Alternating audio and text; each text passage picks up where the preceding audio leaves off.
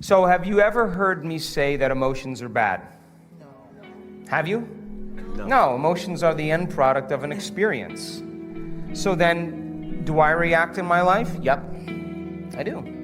But the question is, how long are you going to react? That's the real question. Because if you keep that emotional reaction going on for an extended period of time, sooner or later it'll become your identity. And then people say, why are you so bitter? Why are you so frustrated? Why are you suffering so much? In your brain, in that emotion, you're in the emotion, which means you're in the chemical residue of the past, is going to call up the event because you're emotionally connected to it. And you're going to say, I'm this way because of that past experience. So then, imagine what I do with people. We have people that have been abused. We have people that have been traumatized, that have been assaulted. We have people that have had very, very difficult pasts. And have you ever heard me say to revisit the event? Have you ever heard me say that? Never do we need to revisit the event, because once you do, you open the box. But what we want to do is overcome the emotion, because that's just what's lasting from the event. So you sit a person down, and the moment you sit them down, what do you think the body's going to do? It's going to look for something to recreate that emotion, because that's the person's identity. Are you with me still? So if I make the person, if I inspire the person to sit there, and they're sitting there, and all of a sudden they're noticing that they're hot, and they're irritated, and their stomach is twisting, and all of a sudden it's a group of sensations, a group of feelings that they have called all along frustration. But the different sensations, the moment you name it, it becomes an emotion. But what it is just bodily sensations. It's energy that's stuck in the body. So the body is looking to go back to the past. It's believing it's in the past. Are you with me still? So if the person becomes aware that their body is doing that, and like training an animal, allow the body to feel that emotion and then settle it down into the present moment. When you settle it down into the present moment, the body starts to trust the present moment and move out of the past. And there's a release of energy. Then the body goes, well, wait a second, what's going to happen in the next moment? And it starts doing that. And it starts to try and anticipate the future. And you settle the body back down into the present moment.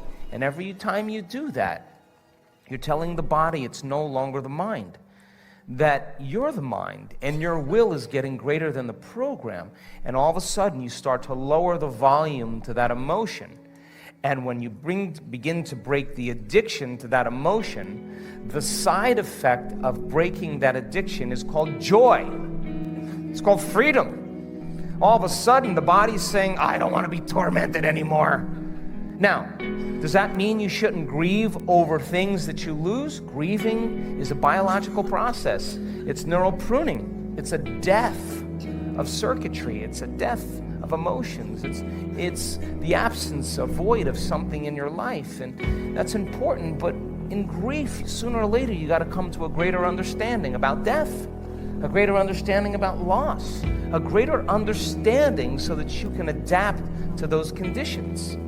Every time I sit with someone and they start complaining about their life, and I let them go for a few minutes, and then I go, oh! You know what I say to them? You only complain about your life when it's not working. And the emotion that you're feeling right now is keeping you connected to the past. You never do this when your life is working. And so I don't have a problem with moving through the stages of emotions. But I also know that what a person really wants more than anything else is to be free. People want to be free. And I have witnessed transformation on every culture, on every skin color, every shape, every size, every age. I've witnessed it. And the same radiance that takes place in a person's face, a light behind their eyes, a different physical presentation of their face is eminent, it's real. And that person has worked to overcome themselves. And so it's not that we shouldn't feel emotions. We should feel those emotions and feel them completely. And like a child, get over it though. And just let it out and then go. When we witness people analyzing their life within some disturbing emotion on the brain scans, over and over again, we saw their brain getting worse. Just worse. And I would go, excuse me, Hector, what the hell were you doing in there? Oh, I was just caught up with my ex and the kids. And well, yeah, I want you to know that that's making your brain worse. And so then when they start reasoning that, and they understand, I'm not going to give them the answer to their problems, because when a person is suffering, what are they looking for? They're looking for me to take them out of their suffering, and I can give them the answer, the correct answer to their problems, and they will argue against me. They will argue the entire time. No, but. And no, what I don't. I just say, take the ride with me. Give me 4 days. Give me 5 days. Cross the river. Get beyond yourself and get beyond that emotion. And the memory without the emotional charge is wisdom. And that's the name of the game. Because the soul can't go to the future, can't create a new adventure, can't journey back to source if you're living by some emotion that's keeping you in the past. Soul doesn't even know what to dream about. It can't, because it's seeing the future through the lens of the past. So then when the person starts coming up against themselves and they're sitting there and you say you create your reality, all right, well then I'm going to have a thought about what I want, but they can't control their thoughts. That's because their body's influencing their mind. So the only way they're going to begin to liberate energy is to be still, to be greater than their body. And every time they settle it back into the present moment, they're lowering the volume to that emotion.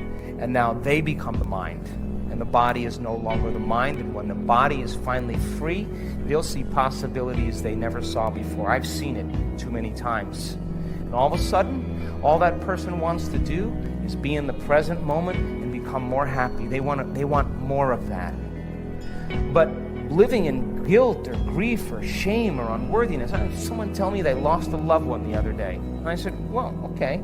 How long have you been grieving? Oh, about a year. Really? Okay, well, suppose it was you that left and you were looking at the person you loved moping around for a year.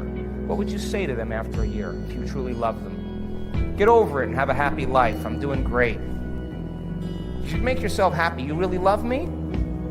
Live a happy life. That would be the greatest testament of love for each other. Because if you're suffering, then you're making this hard on me. And so then we always have to update our versions about reality, because it's the only way that we adapt. Don't believe everything you've read or heard. It just may not be the truth. There's always a greater truth that you and I can begin to investigate.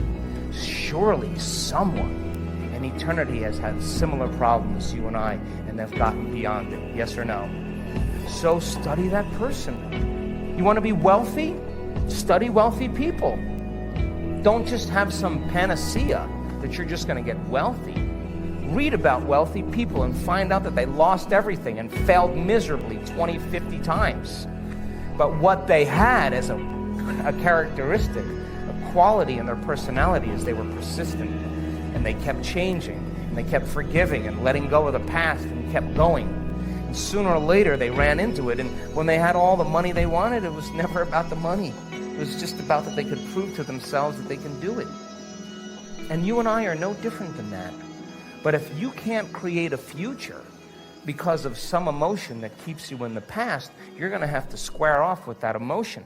And when you sit down and your body has all those physical sensations and it's getting vigilant and it wants to get up and it wants to move and you're just going, wow.